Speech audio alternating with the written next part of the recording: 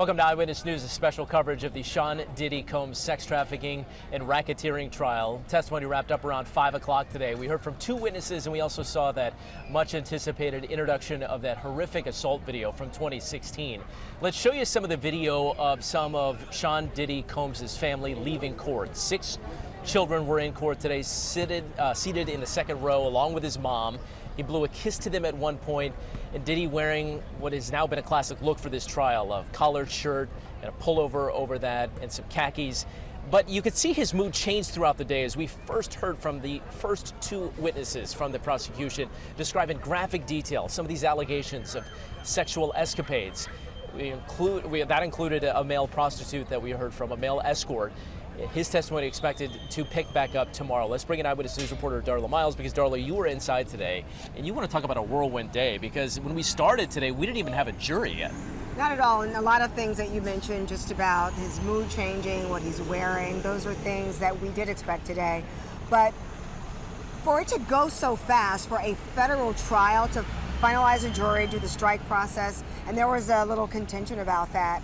The defense argued that they struck 7 of 9 black jurors, so there was a bit of a disagreement about that.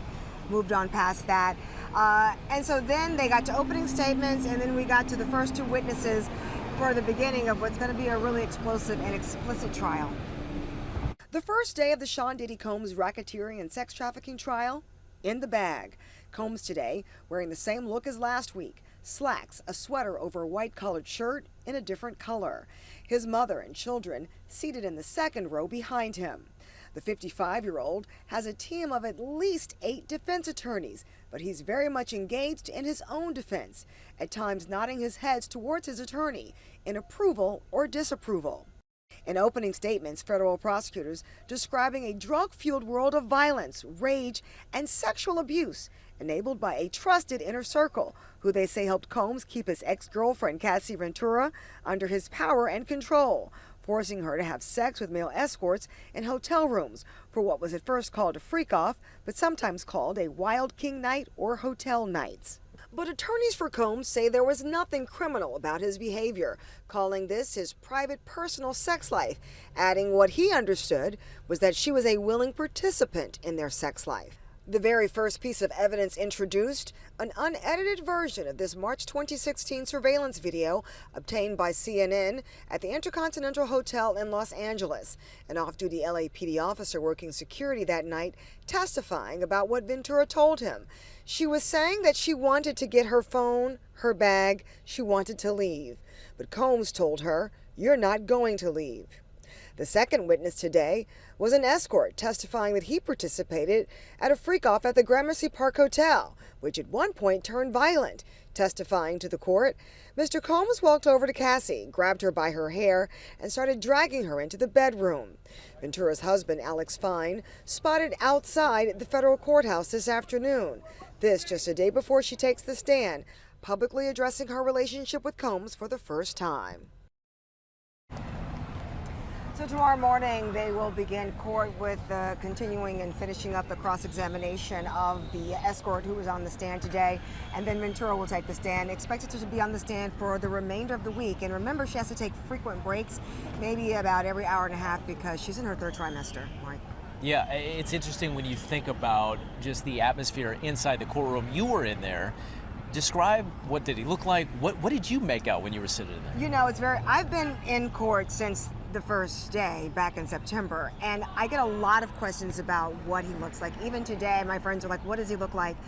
And, you know, he does look different than the first day. He's gray, like you see a lot of gray. He's not allowed to color his hair during the court proceeding. Well, you know, no color, no color. So he's salt and pepper, looks much more like a grandfather is what I've heard described. No, he doesn't look as much. He looks different, but what I can tell you is now we've seen him so much like this is what he looks like to us, right? So he's got He has gray Except hair. people can't see it because there are no cameras in there. So you've Well, been inside I'm and trying to you see tell it. you, Mike. I'm trying to tell you. I mean, but you know, a lot has been made about his appearance, and one thing that is really, I think, why that's such a big point of interest is because remember, like in the late '90s, he kind of ushered in the luxury and the glam and the bling part of hip hop. Remember, that was the golden era of hip hop, and it was still kind of like rough and edgy, but he really ushered in that luxurious kind of persona with that. And so to see him kind of like as a prep school boy, which might be a defense strategy, the prep school look, him in court every day, but he's wearing his glasses. And when I tell you he is locked in, you know, the same traits that that he worked and made him a mogul, he's obviously employing some other that skill in court today, just really focusing in and locking it on what's happening. And he certainly was sitting in there listening to all these details, just like the jury and just like family members as well. Darla, you're going to be back out here, you know, covering this and seeing how it all plays out. I will tell you, he doesn't have any reaction to any of the testimony. Nothing. No reaction. He's just very focused. There's no reaction. The only reaction that you will see, the only time you really see him emote, will be when he sees his family, his attorneys, or earlier today when he really needed a lot of water because he was nervous. And we'll see what happens with Cassie Ventura taking the stand tomorrow. You know, is that video that really kind of opened up this whole larger investigation, that video that captured that assault in 2016, and because of the civil lawsuit that she filed, investigators started digging through his past, and then other women came forward, and that's how we reached today. It was September 2023. Sean Diddy Combs, seemingly on top of the world, had just released his 5th studio album, and New York Mayor Adams presented him with a key to the city. P. Diddy Combs, our brother, giving it up for him. What's up, New York? Fast forward 2 months, and the first sign of problems appeared. And we've got breaking news. Sean Combs, better known as Puff Daddy or Diddy, is facing a lawsuit from Cassie Ventura, better known as singer Cassie, alleging years of sexual abuse and rape. 1 day later, Combs and Ventura agreed to settle the lawsuit. But in the coming weeks, more accusers came forward. It all prompted Combs to write in a since-deleted Instagram post, quote, "Enough is enough. For the last couple of weeks, I have sat silently and watched people try to assassinate my character, destroy my reputation and my legacy. Let me be absolutely clear. I did not do any of these awful things being alleged. I will fight for my name, my family, and for the truth."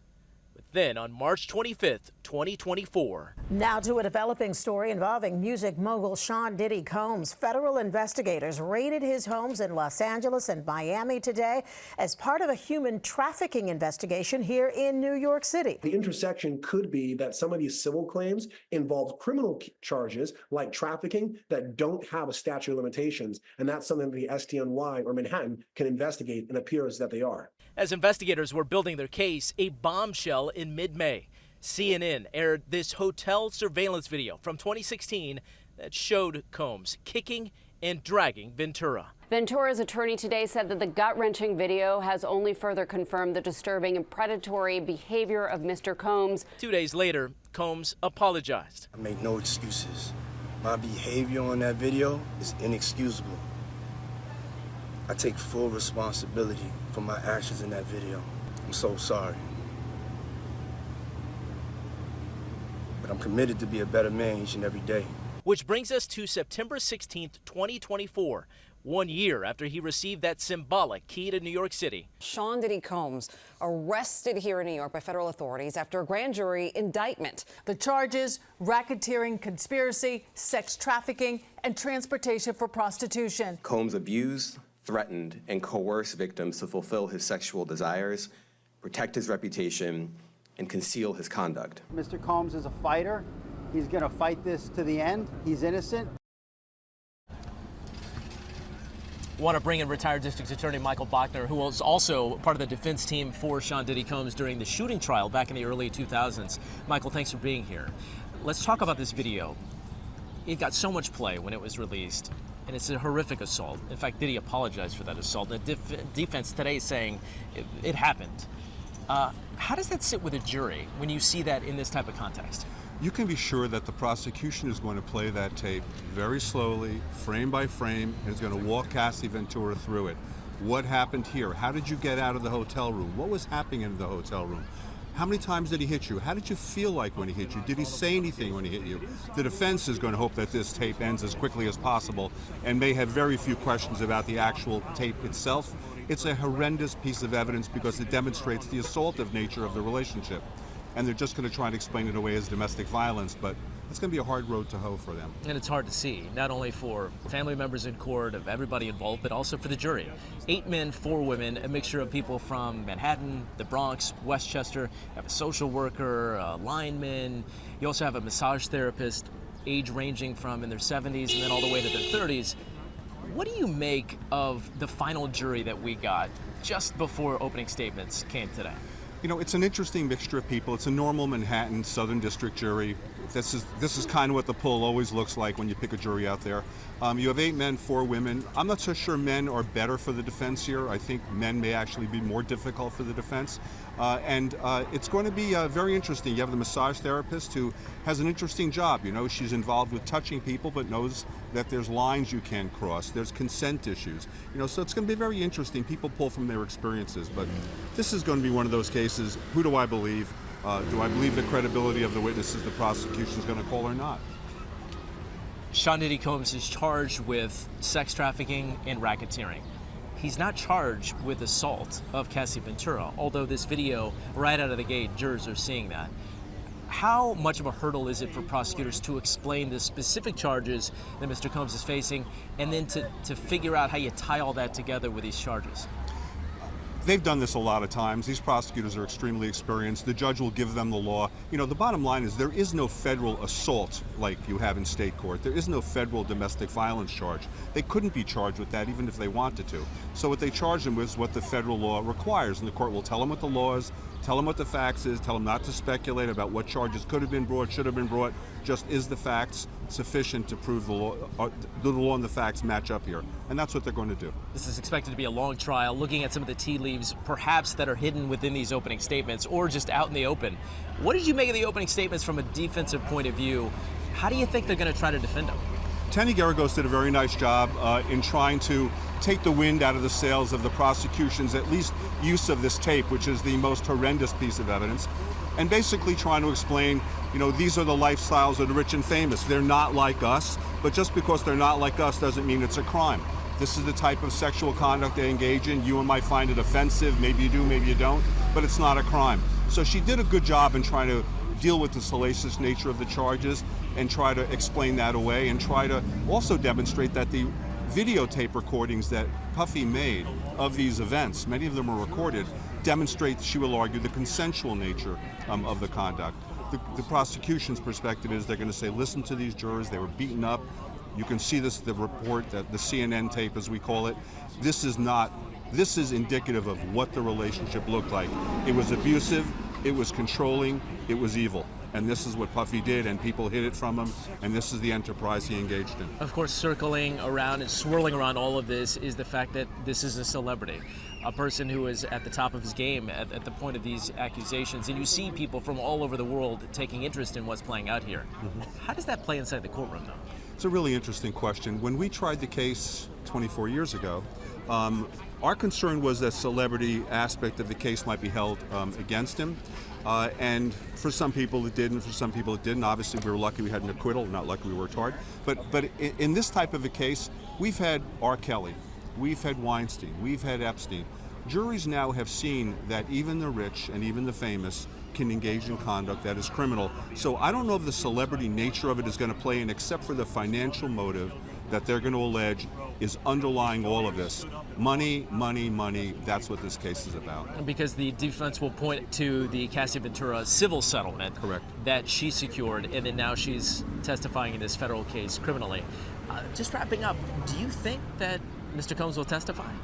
Interesting question. He did at our trial, and after he testified, the lawyers had a sigh of relief. In fact, lead counsel Ben Brathman actually almost was in tears because he knew that if Combs was not believed, he was convicted.